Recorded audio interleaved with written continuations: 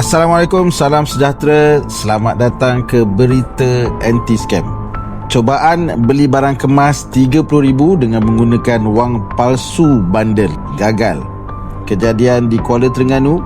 Cubaan seorang lelaki mangkuk hayun membeli barang kemas dengan menggunakan selonggok wang kertas palsu di sebuah kedai emas di Jalan Cabang 3, Kuala Terengganu gagal apabila perbuatannya itu berjaya dikesan oleh si jurujual yang bijak dan mantap itu.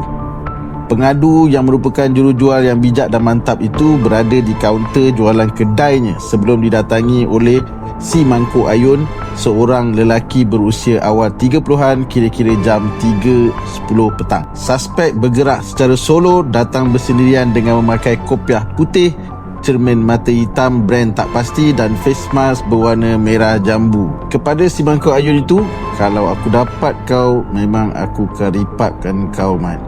Kepada si peniaga yang bijak dan mantap itu, "Mu memang hebat ah. Anda semua berhati-hati, elak menjadi mangsa scam. Contohi si jurujual yang bijak dan mantap ini." Sekian, Rahmat Fitri Abdullah, Berita Anti-Scam hari ini.